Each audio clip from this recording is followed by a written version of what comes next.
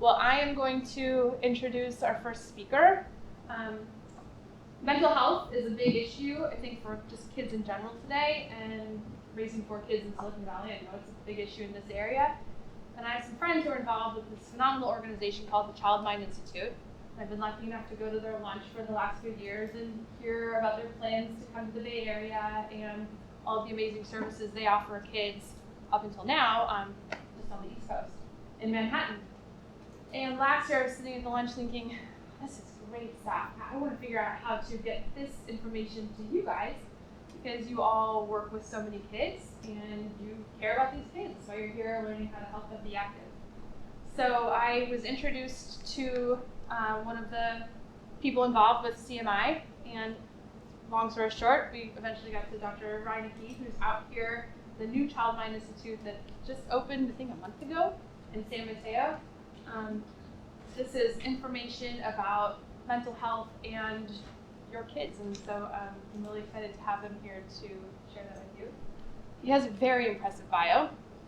I'm going to give a couple highlights of it and let him fill in all the other stuff.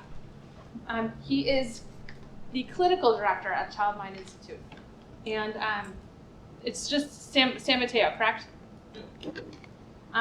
He is a professor emeritus of psychiatry and behavioral sciences and the past chief of the division of psychology at Northwestern. He's returning to the Bay Area about a month ago, having been born and raised here, been living in the Midwest for some time. So Northwestern is a great place to be. He's a distinguished fellow and former president of the Academy of Cognitive Therapy, a diplomat of the American Board of Professional Psychology and Clinical Psychology and Clinical Child and Adolescent Psychology. The list goes on and on. I'm sure he's extraordinarily qualified and experienced and probably going to have incredible information to share. So welcome, Dr. Reinecke, and thank you for being here. Are we up? Yeah. Oh, we're up in a minute. So, 2 things. One is thank you so much for inviting me. Very nice to be here. And for Ashley and Navita to have me here. And I actually wasn't sure what we were going to be doing today, to be quite honest. So I put together some slides, and they're pretty straightforward. Just basics on children's mental health.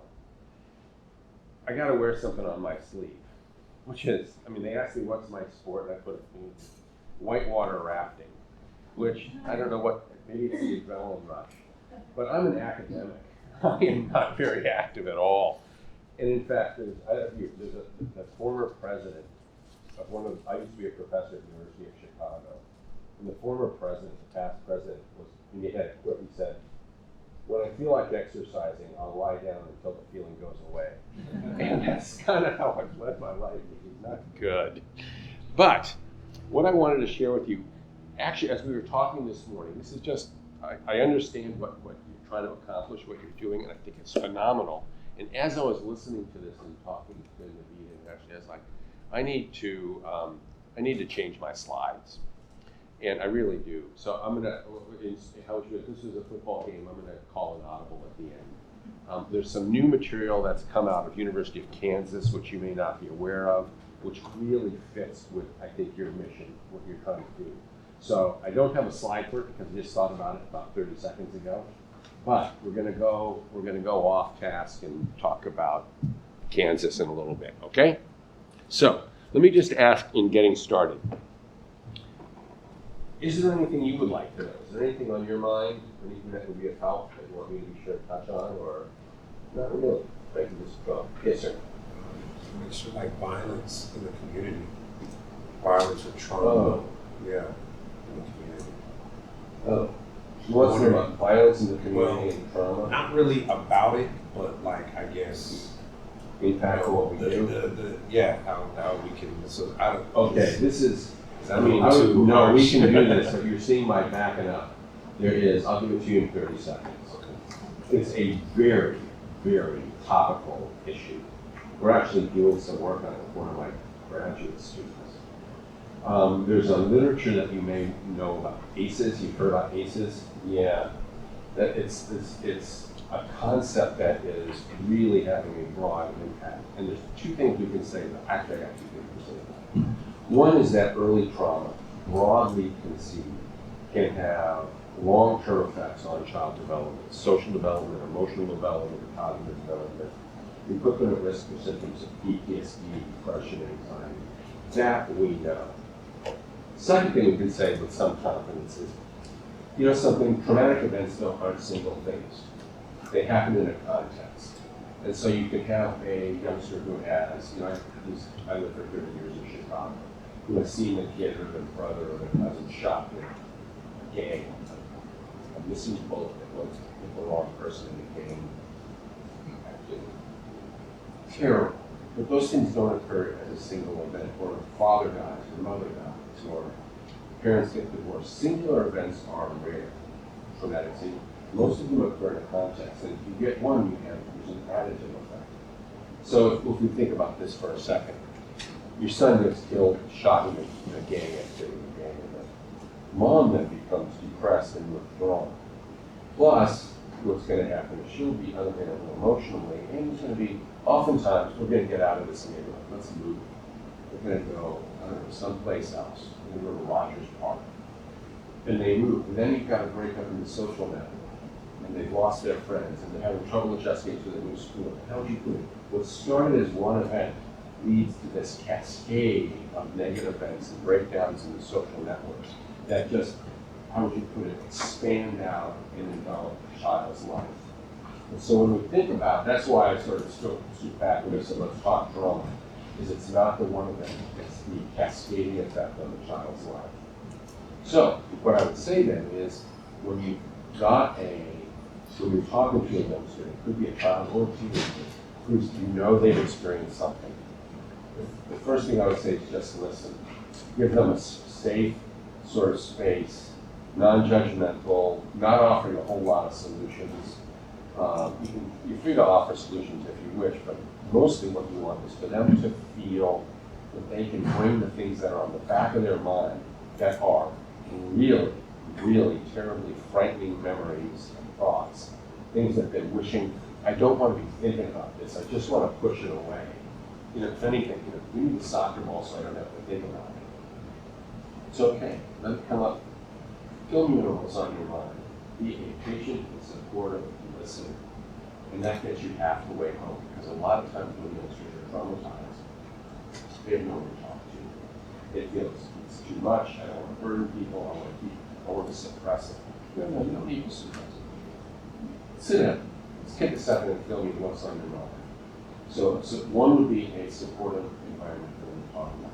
The second thing that's worth noting with trauma, and this is the good news, is that youngsters, and adults for that matter, are more resilient than we know.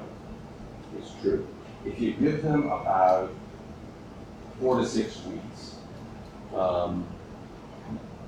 they will naturally recover from it. So a lot of times what you want to do is actually nothing other than be patient and supportive. Just be patient and supportive. If after 4 to 6 weeks they're still rattling, they're still, they're still shaken and still thinking about it and they haven't gotten over it, then you want to think about perhaps a clinical intervention. Now, I don't know if any of you have had a traumatic event happen in your life. Probably some of you, most of us have. My phrase with my students is nobody gets through life free. Everybody's had something. And I'll tell you, many years ago, I lived in Philadelphia, and I witnessed a woman getting attacked on a subway platform. I almost never talk to anybody about this, but it comes to just what you're talking about. And this guy had her on the ground and was kicking her in the head. And this blood was splashing all over. And I walked up and noticed, I couldn't quite figure out what was going on. My mind was not, what's going on? And he goes, oh, and the guy goes, she did it. What exactly is happening here? And so I'm walking towards her, and then I realized, oh, this guy is attacking her. And I sort of stepped forward, and the guy fled away. And so I picked her up and got her sort of assembled, and I walked her over to the hospital at the University of Pennsylvania. And the Philadelphia police officer comes up to me and said, that was really stupid. I said, I was just trying to help her out. And he goes, no, that guy could have happened on you. Yeah. And I was like, your brain doesn't think about this. But flash forward about 48 hours, and all of a sudden I started getting these flashbacks, these memories of this fellow. And to this day, I can still see it. He was wearing a green and orange, like, winter shawl. And I would find myself looking out of the car, scanning for him, like, and I was going to get it. I was going to find this guy and kill him. And I was like, weird, I'm just a nice guy from Northern California. Where is this internal anger coming from, this anxiety, tension, vigilance, and scheming? I basically had PTSD and didn't know it. So I went into my boss and I said, I'm rattled. Something's really amiss here. And he said something very wise. He goes, just relax and give yourself 4 weeks. And sure enough, it went away. Now here's the deal, if you think about it. I'm giving you a long answer to a simple question. Here we are, 30 years later, and I'm talking to you about it. And I still have a memory of that guy in my mind.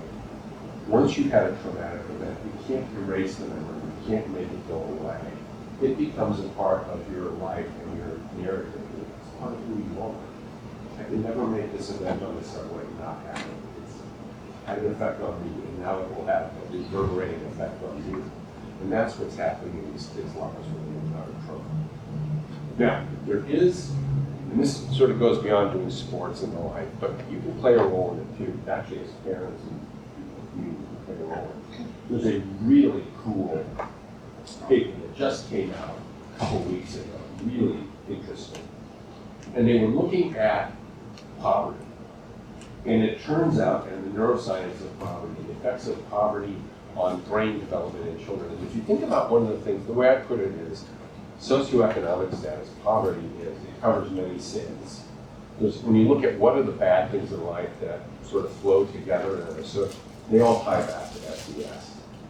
Trauma, lack of resources, community, pressures and stress, everything loads up on coming from a low SES environment.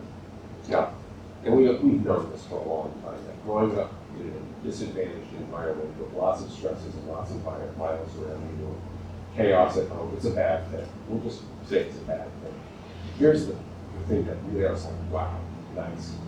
They look at parenting practices, and do parenting practices in the home environment moderate the effects of, that is to say, influence and buffer the child from the effects of growing up poor on later development, and they follow them up for decades. And what you find is that they do. That if you have parents who are responsive, affectionate, caring, what I would say not punitive, responsive, caring, affectionate, when you look at the social development in the brains of these youngsters 25 years later, it's no different than kids who did not grow up in the environment. So although there's trauma and impoverishment and disadvantage all around us, why we're here, there are things that we can do. The things that you can do when you're talking to these kids, listening to them, and there are things that we can do as parents that, in the long run, actually do make a difference. Which is actually, how to put it, in a world of bad news, when I read that article, I was like, this is actually put a smile on my face. It's actually a reassuring note. Okay? What do you think? That's a long answer there. Short question. All right. Other thoughts?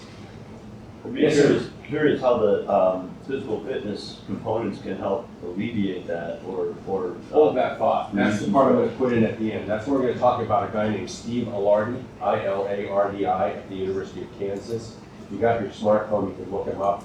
And it's called TLC, Therapeutic Lifestyle Change, and that's where activity and exercise come in a big way.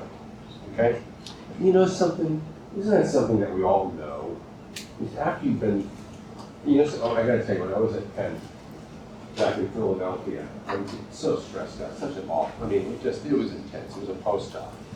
And I would judge my day, how bad my day was, by how many miles it would take to run it off. And I would have 1 mile day, 2 mile days, and a really bad one was a 5 mile day. And you know something, but it always works. Exercise and doing activities, that's where I would say it's particularly social activities, whether it's being on a team or rowing on a crew or going for a run with somebody else. Physical activities that have a social component to them really work. They really work. But we'll come back to that in a little bit. Okay? So let's see what we got. So this is the Child Mind Institute. This is out of New York. We are now based in San Mateo, just up the road a little bit. And we view ourselves as a resource for the whole Bay Area. We're going to have facilities and programs from I've already got a youngster who I'm seeing from Tiburon, so from the far north and up in San Mateo, all the way down to San Jose and Gilroy, and then west to, or east to, what would that be, Hayward. We're going to try to cross the bay. We view ourselves as a resource for all. So, you know something, you'll get my phone number, you'll get our email address. If ever you need anything or you've got a question, we are here. We are happy to help in any way that we can. So that's Child Mind Institute. So this is our outline for the day. We're going to talk about what it looks. Actually, these slides I was thinking about, this would be in schools, because I thought when they said, well, this is done with school programs, take out school and put in, the kids. It's the same population, it's the same group. Okay? So what have we got? This is the bad news slide. We've got a problem.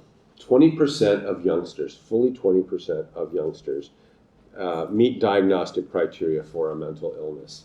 Everybody gets sad and anxious and worried sometimes. You do, I do, everybody does. But we're talking about full meal deal, depression, anxiety, OCD, PTSD. And the problem with early onset mental health conditions is they put you at risk. They don't just go away spontaneously. When a parent says, oh, you know something, Mark, I had this when I was a kid and I got through it. That's not a reassuring comment. How would you put it? Anxiety, depression, OCD, PTSD are not a normal part of childhood. And so when we see them, we should take them seriously because they project forward. 50%, fully 50%, half of clinical disorders in adults have their onset before 14 and 17% during later adolescence, particularly with more severe mental illness where it tends to emerge at 18 years of age or a little bit later. And what's worth noting, and you know this and I know this, is anxiety, depression, ADHD, all of these conditions have a real impact on social functioning, parent-child relationships, on academic functioning. ADHD really can have an impact on school functioning. Such that we should take them, they're not just minor things that don't have an impact. They really can disrupt youngsters' lives. We did a study, it's worth noting, it's the largest study ever completed of depressed teenagers. 439 teenagers that we followed for 2 years of the study, and then a 5-year longitudinal follow-up. And what's worth noting, a couple of things are worth noting with them. The average duration of depressive episode in the kids was over 50 weeks. So kids don't, when they get depressed, don't tend to move 50 weeks. That's a full school year. When kids under 18 get depressed, it tends to stick. And the way I put it is, it's a pernicious disorder. Depression is not a normal part of childhood. And so everybody gets sad when they get a bad grade on a quiz or something like that. That's not what we're talking about. We're talking about major depression. When it shows up, it tends to persist. And it tends also, you've got a 70% chance of it, once you have your second episode, of having major depression through adulthood. You're on a bad ride. So what that tells us is when we see these things early, if you see it early in a youngster, take it seriously because they don't spontaneously go away. So what do we got? We got impact on school functioning, academics, on dropouts. Actually, one of the things, and this is important for you, one of the reasons that we think about mental health and activities and things that will improve kids' mood and social engagement is it helps them to attend in the classroom. And it helps them to stay in class. They're much more likely to drop out. And you can't graduate if you drop out. So the more we can just keep kids in the room and keep them attentive, the better off they are. It's really simple if you think about it. Why do we focus on your type of program in schools? Simple. It's because that's where the kids are. This is actually one of the things, when you were talking about Child Mind being a cool organization, why it's important. This is one of the things that attracted me away from being a professor in a university, is I've been 30 years studying clinical practices and treatments in the ivory tower, in the medical school. what we need to do is to bring things to you, to take them out of these institutions and put them out into communities, out into schools, out into after-school programs, because that's where the kids are and that's how we can reach them. It's one thing for, how would you put it, for me to see, I can see 12 kids a week in my clinic. It's another thing for you to say each of you works with 10 kids and there's 30 of you in the room. That's an impact on 300 youngsters, just right off the bat. So we get an amplified effect when we take things that work and that are helpful and put them out into schools and into communities. And that's what we're trying to do. Okay? What do you think? Okay. Now, so why invest in it? Because it improves outcomes for kids. We get happier kids, decreased absences, decreased discipline, decreased expulsions. It's just good all around. Now, what are the problems? Well, here they are. And you know this list. We know this all. We've seen it before. Certainly depression, sadness, feeling down. I want to go off script here. This is not a small problem. I'm sure you've seen the data from the Centers for Disease Control. It's been all over the newspapers and on TV that we have an ever-escalating increase in rates of suicide among children and teenagers. It's frightening even to me, and I do work in this field, because it's been going up since 2004. If you want, we can talk about why that is, what's going on in our culture and our environment that's leading to this. It's not just here, it's around the world, but it gets worse than that. If you go back 100 years and you go, let's see, facing you, so our graphs are going this way. If you look at 1910, 1920, 1930, 1940, for each generation over the last 100 years, the rates of suicide among adults and teenagers has been going up. 100 years ago it was uncommon, 3%, 2%. Now it's 8%, 9%, 15% in some environments. And every generation, it just gets worse. How would you put it? There's something in the water. We need to think about what it is. What is it about the way we are living and what we are doing that's making it worse generation by generation? And that's happening here. That happens here in the peninsula. It happens in the Bay Area. It's happening all around the country. Anxiety disorders, important. ADHD and inattention, important. Certainly autism has gotten a lot of attention. And as the definition has broadened to include what they call autistic spectrum disorders, ASD, we're seeing more and more youngsters with this. And they're complex conditions. Trauma and PTSD, what you brought up, these can have a long-term impact on youngsters. Language and learning disabilities, a concern, and then really of importance to us is substance abuse. And this is changing a little bit. It seems to ebb and flow every 5 or 6 years. From marijuana to alcohol to, for a while it was ecstasy, then to opioids and opiates. It seems to ebb and flow in terms of what fentanyl. Oh my God, whoever thought of putting fentanyl in something? Actually, we never thought of putting fentanyl in something, but that's a whole other issue. But how would you put it? Ebbs and flow. Vaping. If I could offer, I'll offer a Mark's clinical tip. My opinions on vaping are changing. They're evolving. I used to think of it as a useful tool for individuals with nicotine addiction or smokers to get off of it. It really is not. I mean, it works for adults, but for teenagers, particularly with flavored vaping, it's a gateway to getting hooked on cigarettes. Let's be clear. And the fact that they can put THC, that put cannabinoids in their vape, and they can be getting high at school, this is not good. The way I put it, nicotine is a really addictive molecule. And so every time I see a teenager, I'll ask them, have you been smoking? Have you been vaping? And if they have, I really put an effort into getting them to stop. It's a very bad molecule to have in your body. It's worth noting, if you think about it, when you and I were growing up, the kids who were smoking a lot of dope, a lot of weed, one, it was a very different weed back then than it is now. Now the THC content is like 90%. Back when I was growing up, it was 15%. This is a much higher potency set of drugs that youngsters are using nowadays. But it tended to be sort of kids who are on the periphery of society, or the periphery of the school environment. Now, it's like the athletes. It's, the alphas in the group that are using drugs and vaping. And so how would you put it? The ways in which we can influence them are changing. We have to go to changing, and maybe this is where you come in as, in sports and activities.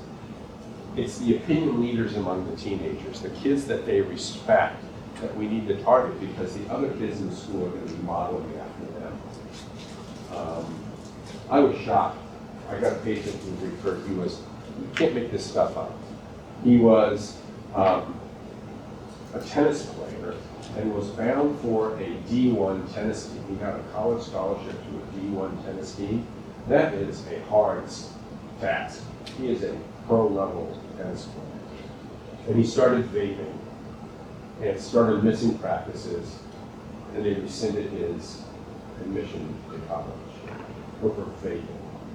And he was like, you're looking at me, it's like, yeah, it's no big deal. That was his attitude. It's like, shit, what have you just done? He was like, yeah, but I like my vaping. All my friends are doing it. And as adults, we all nod our heads. But that became the clinical task, is how do we get them to stop? It's a real concern, the substance abuse.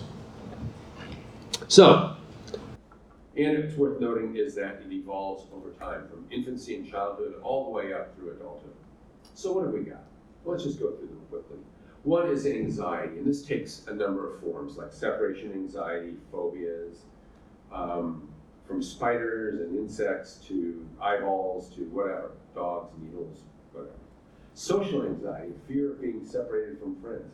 This is really important in teenagers, where belonging to a social group is critical. Everybody wants to belong and feel that they are popular. Elective mutism, selective mutism is a concern where kids won't talk. If you're a little bit worried about everything, you get generalized anxiety. You're a nervous Nelly. That's out there. And then panic disorder, these unexplained episodes of anxiety, these surges of anxiety. They're pretty rare in childhood, even in early adolescence, but they tend to show up mid to late adolescence, 16, 17, 18. You'll sometimes see kids with panic disorder. Truly frightening. They'll often go to emergency rooms. They'll think they're having a heart attack. They think they're dying. I'm having an aneurysm. I'm having a something. They go typically several times to the ED, to the emergency room, and the doctor said, no heart attack. There's no medical cause for it. It's probably panic. It's truly frightening. Here's the nice thing.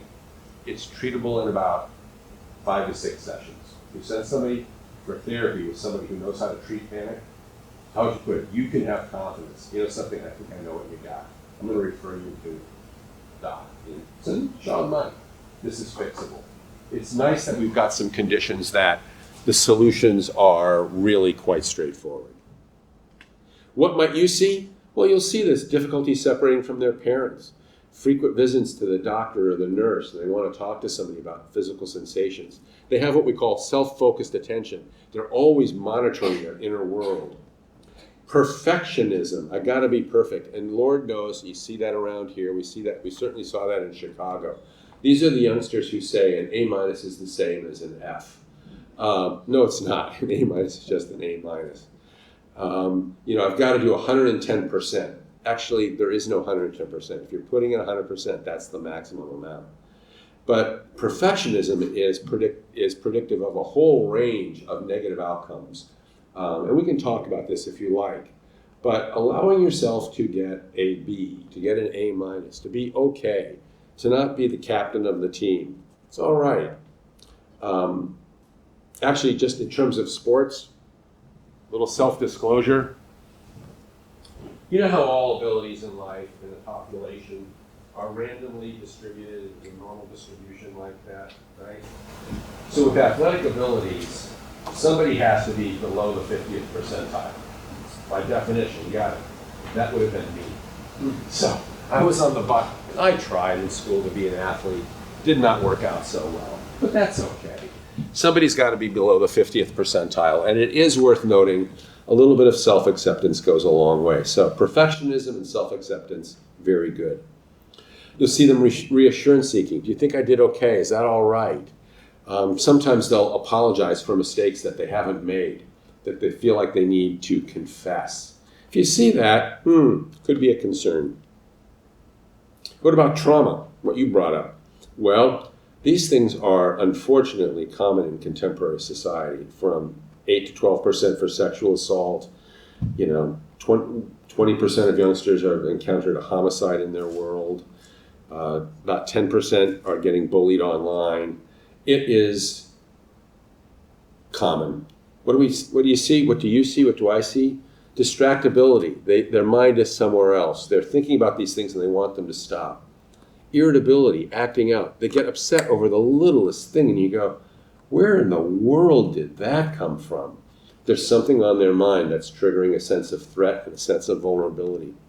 They seem to startle easily, just like me, that vigilance, scanning out the window of the car or the train, looking for the guy with the shawl on. Where in the world did that come from? That was the symptom of trauma.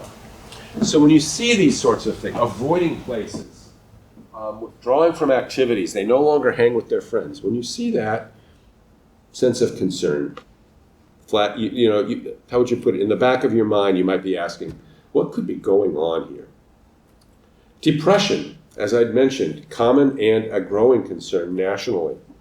So you see this in feelings of sadness, down, blue, feeling hopeless and pessimistic. Sometimes with teenagers, you'll see irritability, but all of the other symptoms will fall in behind it. Troubles with sleep, troubles with appetite. I'll give you a Mark's clinical tip. If you go up to a teenager and you say, tell me, how you feeling today? What's a teenager say? How you doing, man? I'm fine. That's the modal answer. I'm fine. I'm cool. Things. Are you feeling depressed, down, blue? No, man. I'm cool. Mark's tip. Ask them, are you feeling stressed out? Oh, yeah. Yeah, I'm stressed. Tell me about that. What's going on? What's stressing you? So teenagers will opt for stress, but they won't opt for acknowledging depression. Okay? It's a little tip. Actually, there's another one they'll say. So how's everything going? Oh, it's perfect. Wait a minute. You've got a perfect life? Yeah. How do you do that? Tell me. I'd like to. Is it really? It's perfect? Well, no. Well, tell me, what's imperfect? Everybody's got something. What's the imperfect side of it? So a teen or a child's natural predilection is not to share things with adults. But if you give them that sort of safe, supportive place where they can acknowledge being stressed or that things aren't just right, they'll often share with you. Okay? What you might see, declining grades, declining performance, withdrawal. They stop showing up or they stop talking to friends. They're late, they're absent.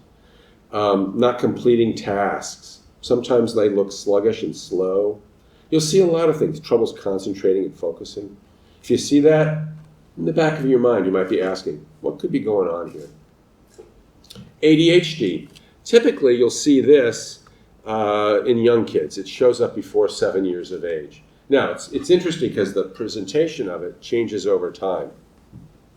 Particularly in little boys, we all know it when we see it. They look like a ball bouncing off of a wall. There's a level of motor restlessness and overactivity that you can see that's pretty easy to pick up.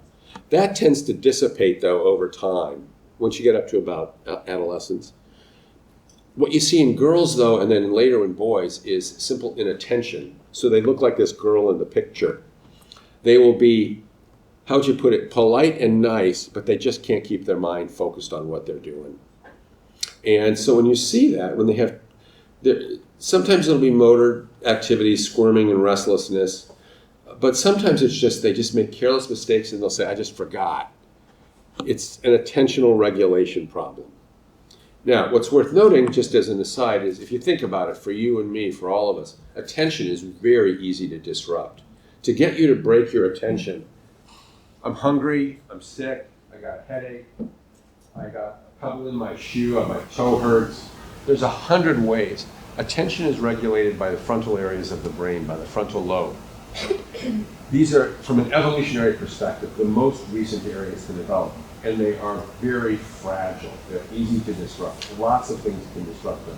So you don't want to be presuming then that they've got ADHD. They might, but it could be something else that's just on their mind, from anxiety to hungry to. So, but the notion then is if you see this in a child, once again, you want to think, if it's disruptive in their life and they're not doing as well because of it, is there something here that we need to address? Now, as noted, it changes over the course of development, the presentation of it. What's the trouble is the bottom line here is that for 2/3 of individuals with ADHD as children, which would be apparent before 6 or 7 years of age, it's going to persist into adulthood. And I'll give you an example. This was many years ago, 25 years ago or so. I was working with a patient who was an adult who was an attorney, and he did capital murder cases. So these are people who have gotten the death penalty, and he was a defense attorney. So he would get piles, boxes, these banker's boxes of files of all of the records of the crime, of the previous court appearances, of the defense, of what the prosecution said, just stacks of boxes. And he would have, his job was to pore over them and find the missing piece. That one little thing that would help to defend his client from getting the death penalty, from getting the lead. And he was how would you put it? He was an appeals attorney, defense appeals attorney. Talk about a high pressure environment, but he had ADHD. And he was like, I can't do this because I can't keep my focus on all of these papers and all these files. And not just what am I reading, but what am I missing that was between the lines that should have been there. Awful situation, awful situation. There, actually, what we found was we couldn't really treat him. Like I say, he's an adult. He's had this his whole life. He's been on Ritalin or Adderall. He needed to change his environment. So I'll tell you what he did. He wound up leaving law, and he became the dean of students at a little liberal arts college. And so he was the guy that would take the freshmen on canoe trips. And and then he had a background in political economics. So he taught a seminar for the pre-law students in the college on political economics. He found, how would you put it, everybody has a job, a career, an activity that fits with their strengths and weaknesses. He was just in the wrong thing. Doing criminal defense when you've got ADHD, not a good call. But the same thing applies to children and teenagers. Everybody's got something. Everybody's got something that they can do and feel proud about and feel good about. Our task, your task, is to help them to find it. And if they can find it in an activity and in sports, even better, even better. But everybody's got something. So, and it is worth noting, as I'd said, that there are gender differences in the ways that boys and girls present with ADHD. Learning disabilities, a real concern. From math skills and reading skills and dyslexia to motor skills and executive function, there are to processing speed. There are many youngsters who just are slow on the uptake. It takes them a while to think things through. And this is going to affect how and it's not just in doing tasks in class, it's also in when they're doing an activity on a team or whatever. Sometimes they'll need to be reflecting on what they do. Now, truth be told, is addressing a learning disability something you can do with sports? Probably not. However, I'm going to go off task here. There are, if you've got a visual perceptual deficit, I had a case, a young man many years ago who he really wanted to be I think Top Gun, Tom Cruise. He wanted to be a jet pilot in the Navy on an aircraft carrier. He had a visual spatial learning disability, so things would go finger to ground and he couldn't process visual information quickly. Do you think that the Navy's going to let a guy with this learning disability land a Tomcat on a moving deck? It is not going to happen. He could do a lot of things. He could work in radar control up in the tower on the aircraft carrier.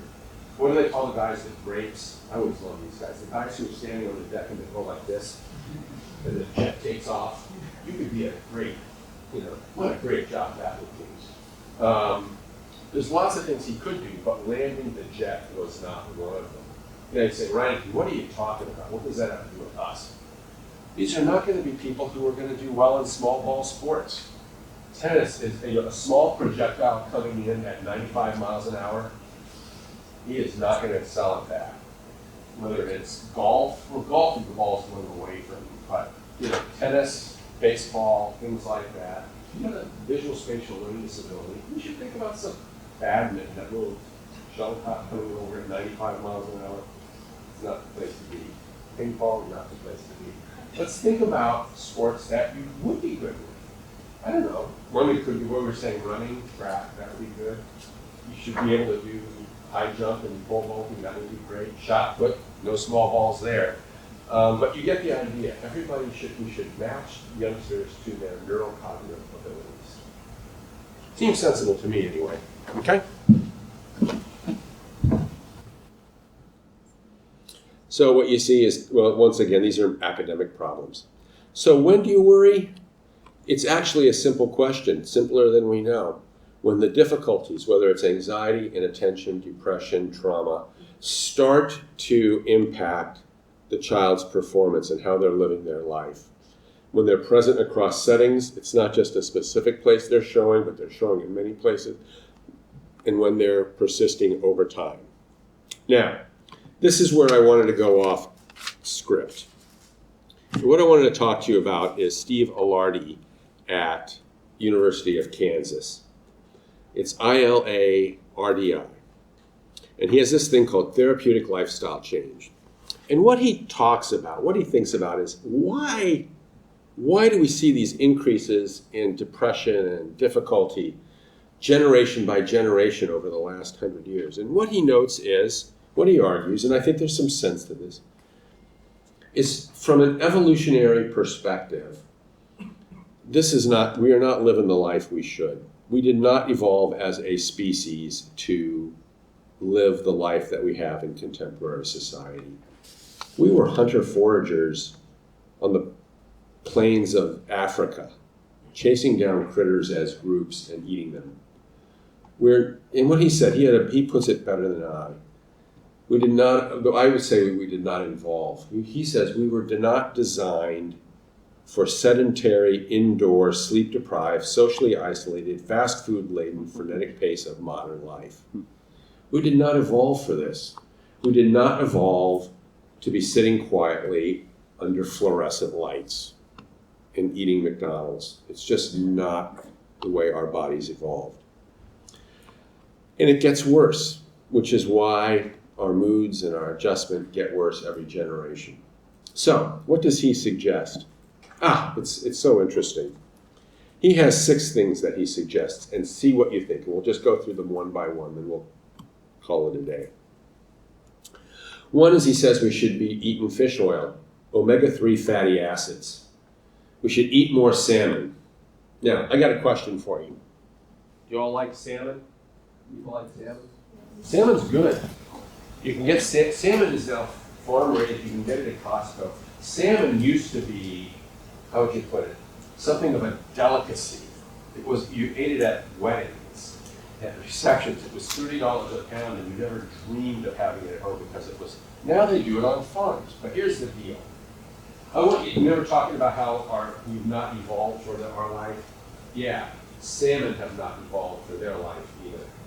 It turns out what you want is omega-3 fatty acids. Think about what a salmon is. If you've ever caught a salmon or seen a salmon up in Alaska or up in the Columbia River, these are big, aggressive fish.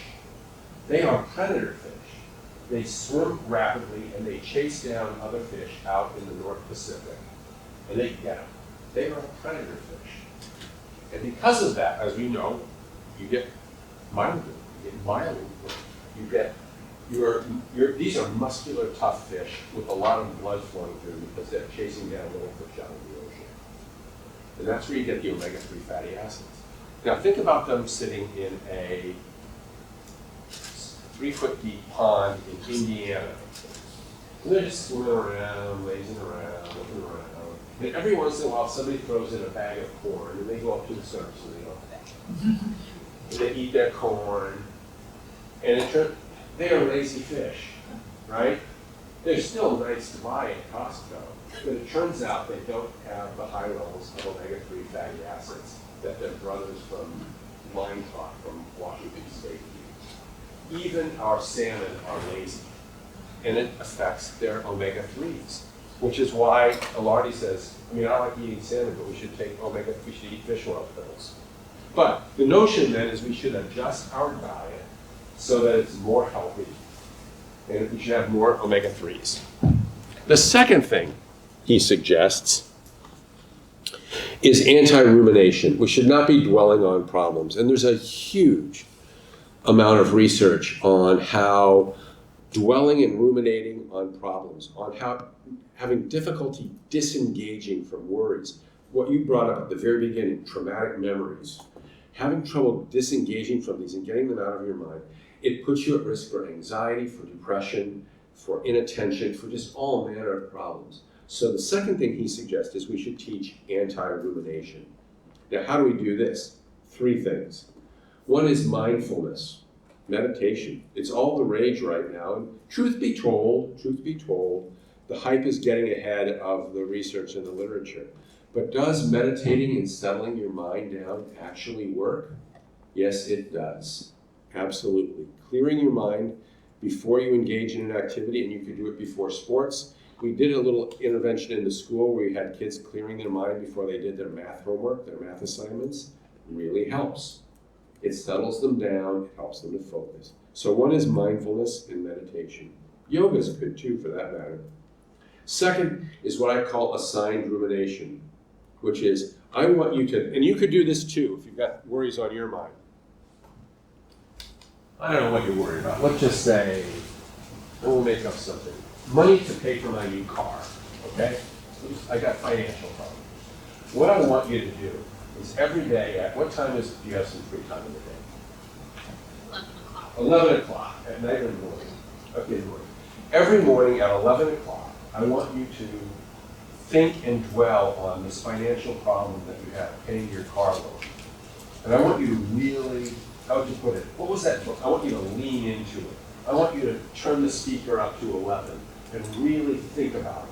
How bad it is, how horrible it is, how much stress you're under because of this financial. God, I shouldn't have got this car. It's so much money per month. And I want you to really dwell on it. Turn the volume up to 11. And then after 10 minutes, or you can do it 20 minutes, whatever. What I want you to do is to stop. I want you to pull out a piece of paper, and I want you to write down 3 things. The question is, and the solution is. And write down 3 things. I could borrow money from my brother. I could take a second job. I should ditch this loan. This car's not worth it. Okay, that's 3 things.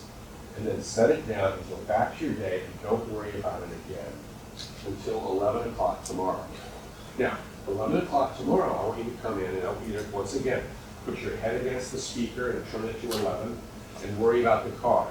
And after the end of 10 minutes, I want you to say, and the solution is. And now you've got to come up with 3 new things. So what are your 3 new things? What would be 3 new things for you? You had to talk to brother, take a second job, and ditch the car. What would be 3 new things? Talk to auntie. Talk to your aunt. Okay, what else? Downgrade. Downgrade. Yes, I'll trade it in for something less expensive. What else? Win the lottery. I'm going to buy some lottery. That's actually a good enough. What you're going to find is some of the ideas are going to be good. You know, my auntie's been saying she wants to give me money for a long time. That's not bad. Lotto, not so good. You know. So, actually, I had what was it? Some guy who said, I'll tell the insurance company the car got stolen. Yeah, like that's gonna work. Not a good plan. So some of the ideas will be good, some of them will be terrible. But the idea that you think about it, and then you do that, you basically do that every day for about a week. And what you'll get at the end of the week is 20, 25 ideas. Some of them will be fine, some of them will be trash. And then you select what's the best solution for managing my financial problem. Now, if you think about it, it's not just an exercise in problem solving. It's an exercise in teaching your brain to turn off and turn on the dwelling, the ruminating. The problem with ruminating is that it goes on forever. Is that it's always on the back of our mind. And what we're trying to do is give yourself the ability to turn it on and turn it off in a flexible manner so that it's not upsetting you throughout your day. Okay? The third thing that you can do, so that's called assigned rumination. is basically disengage and distract. The problem is that these negative thoughts that we have, how would you put it? They have sticky glue attached to them. And so what I teach kids to do is to let them float. It's just a thought. It's just an idea. And the example I use for this, I'll give you my stupid example. Do you remember The Wizard of Oz? You've all seen The Wizard of Oz, right? When you were a little kid, what did you think of The Wizard of Oz? What did you think of the flying monkeys? Creepy. They were creepy. They scared the shit out of you. I mean, those little monkeys were bad, right? Scared me. Actually, I've got it on another slide on my computer. I can try to get it for you. I've got a photo of the little monkeys, the flying monkeys. And when you go online and look at them, they are actually really cute. They've got a little blue outfit with piping on. They've got a little hat, a little beret. And somebody has come up to them and put red lipstick on them. Somebody in makeup put red lipstick on them. The monkeys are actually cute. Now here's the idea. If you think about these little monkeys and how frightening they were to us when we were kids, do the monkeys ever actually kill anybody? No. They lit up the scarecrow. But basically they just hang around and look bad. And that's what these thoughts are, these horrible thoughts. Oh my God, what if I run out of money for my car? What if my car gets repossessed? What if? Yeah, but they're just flying monkeys flying around our heads. They don't actually do anything. They don't help us to live more productively or more enjoyably. They are just thoughts. So what we say, just disengage from them. Let them fly. It's just a thought. You know, I had the thought the other day, what if I'm driving along and what if I'm having a heart attack? Well, I guess that would be bad. Actually, I did have that once. I went in and I had a little self-disclosure. I've lost my hearing in my left ear. I got bit by a bug, and it attacked my left ear. Who knew there was a bug that could attack your hearing? But there is. It's in South America. If you go into the doctor and you think, and they see lateralized hearing loss, you know what they think? What's the first diagnosis? Rapid lateralized hearing loss. Anybody? Yeah, brain tumor. Brain tumor. Getting an auditory nerve. And so, I mean, as soon as they saw this, they were like, we're getting you into an MRI. I was 40 years old, and I was like, I knew what this meant when they said we want an MRI like now. This was not good news, and I knew it. I was like, I'm 40 years old, and how would you put it? And there you have it. This is gonna, if it shows up, it's gonna be low in the brain, it's gonna be inoperable. I'm gonna be saying my goodbyes there. There you go. Now, you want the end of the story? Is that just, you want it? Yeah. Good. So it turns out I come out of the scan and I don't have a brain tumor. And I go, oh, okay, well that's good. I said, that's good. So you were in South America. Yeah, did you have any relations with any women, men, anybody down there? And I'm like, no. He goes, are you sure? And I'm like, yeah, believe me, I'm sure. And he goes, that's too bad. What do you mean that's too bad? He goes, if you picked up an STD in South America, I could treat you with $1 worth of penicillin. And he goes, what this tells us is you've got actually a serious problem with the kidneys. And it's like, no, you don't understand. I came back from South America with an STD. My wife would kill me. But the notion then is, you know, what looks at first, you've got a brain tumor, you're going to die within a month, to, you know, that's an interesting thought. Let's get through it. It's just a thought. That ability to disengage from thoughts, very, very powerful. The third thing that Ilardi recommends, and this comes to you, is exercise. Daily, regular exercise. The fourth thing is exposure to light. We should not be sitting under light bulbs like this. We should be outdoors doing things. And this was a real problem in Chicago. I'll tell you, every doctor in Chicago tells you should take D3 pills and calcium. Now, why should we take D3 pills and calcium? What that's telling us is we did not evolve to be living indoors under fluorescent lights. So what this comes back to you, getting kids out of doors, away from their screens, and doing things that are active and enjoyable, so much better for you. Social activity and social supports, being on a team, on a club, doing things together. You know, those pictures that you had of all those kids running around and doing stuff together. Perfect. And finally, sleep. And this is not a small thing. We live in a sleep-deprived world. You may be sleep-deprived. I know I am. And I think teenagers are sleep-deprived and kids are sleep-deprived. And this comes from two things. One is they seem to be stressed with school and with responsibilities, and everybody's got to study harder and stay up late, and you got to, oh my God. Encouraging youngsters to get, catching up on the weekend is a fine thing, but that doesn't help you as much as having good regular sleep. And I mean 8 hours of sleep each night. Now I'll give you a Mark's tip, a recommendation here, and this is not as firmly supported by research as some of my other ideas, but this one I think I'm worried about it. And it has to do with blue light. And you know what I'm talking about with blue light is the light that comes from your computer screen, the light that comes from your smartphone. It's got blue in it. And blue light imitates, it stimulates your brain to perceive that the sun is rising. So if you've got a kid who's at 11:30 at night and his mom's going, go to bed, get to bed, you gotta go to bed. Just a minute, I'm just texting. His brain just getting that blue light from the screen is telling him it's 5:30 in the morning. And so he says, now I can't get to sleep. I think it's the companies that are just within 5 miles of the kid that are doing this.